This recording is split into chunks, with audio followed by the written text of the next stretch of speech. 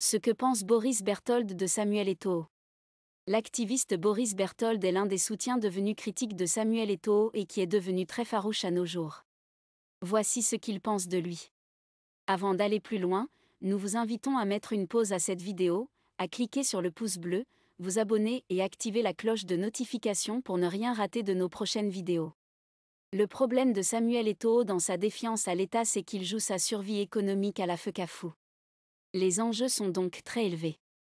Les Camerounais doivent apprendre à analyser en profondeur les contours des problèmes ou affaires qui rythment leur quotidien, afin de ne pas laisser la course aux émotions prendre le dessus sur la réflexion.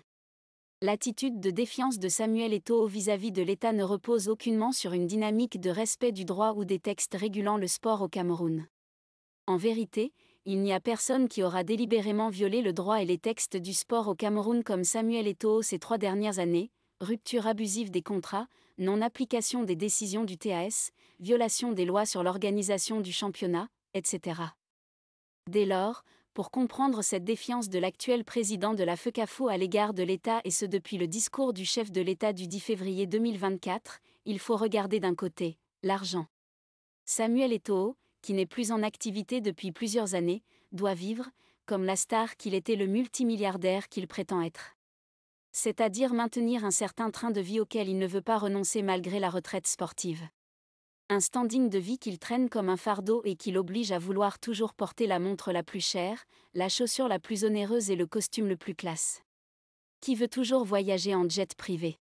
La FECAFO est donc pour lui une sorte de rente viagère. Samuel Eto'o a construit ce qu'on appelle une économie autour des équipes des Lions indomptables, avec une offre et une demande qui lui permettent de maintenir un réseau d'influence et entretenir son train de vie. Tenez. Location des avions pour le voyage des équipes nationales. Assurée par sa société Luxury Plan. C'est elle qui loue depuis 2022 les avions pour les équipes nationales. Un business chiffré en centaines de millions francs CFA en 2 ans. Billets d'avion. C'est toujours sa société qui se charge d'acheter les billets d'avion avec un système de surfacturation. Tous les spécialistes en lutte contre le blanchiment d'argent vous diront que les billets d'avion sont un vecteur majeur pour blanchir l'argent sale. Une affaire de plusieurs centaines de millions francs CFA. Les équipements des équipes nationales. L'affaire One ALL Sport illustre à suffisance les enjeux.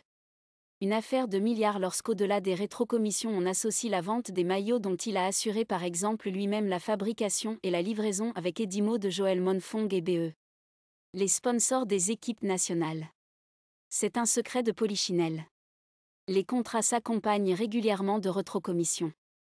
Et tout l'omerta entretenu par la FECAFO sur les montants des contrats avec XBay, Orange ou encore MTN en dit long sur les enjeux. Il s'agit encore ici des centaines de millions francs CFA. Les matchs amicaux. Un business très rentable dans le monde du football. Pour préparer la Coupe du Monde au Qatar, les Lions indomptables ont affronté de mystérieuses équipes mais dont les pays fonctionnent en pétrodollars. Qui peut dire combien ces matchs amicaux ont rapporté? Là encore, c'est le business de Samuel Eto'o. Là encore, il s'agit de centaines de millions. Le placement des joueurs. C'est un autre gros business. À partir des équipes nationales, Eto'o peut donner de la visibilité à des jeunes joueurs pour par la suite négocier leur placement dans des clubs à l'étranger. C'est ce qui explique par exemple le choix d'un Nathan Douala au détriment d'un Choupo-Moting. C'est encore beaucoup d'argent en jeu. Les milliards du gouvernement. À chaque compétition internationale, l'État est obligé de débloquer des milliards francs CFA pour les équipes nationales et qui sont remis à la FECAFO. C'est donc un enjeu financier majeur. L'avance de trésorerie de 2,7 milliards francs CFA consentie par le gouvernement à Samuel Eto'o qu'il a dilapidé et n'a pas remboursé illustre l'importance des enjeux. La gestion des primes. Le sempiternel problème des équipes nationales. Son contrôle se chiffre en centaines de millions entre primes non payées comme celles des U20 filles ou encore les rétrocommissions. Ce n'est pas parce que les joueurs ne se plaignent pas que les problèmes ne se posent pas. De nombreux témoignages indiquent qu'un système de prélèvement a été appliqué à certains joueurs et joueuses qui ont intérêt à garder le silence. Quand vous avez compris tout ça, vous avez compris quels sont les véritables enjeux autour de la défiance de Samuel Eto'o à l'égard de l'État. Une affaire d'argent, de gros sous. De vie, peut-être désormais, de survie pour ce joueur surdoué qui a gagné plusieurs dizaines de milliards dans sa carrière mais devra apprendre à vivre comme tout le monde. L'argent est vraiment le nerf de la guerre. Cliquez sur le pouce bleu, abonnez-vous et activez la cloche de notification pour ne rien rater de nos prochaines vidéos.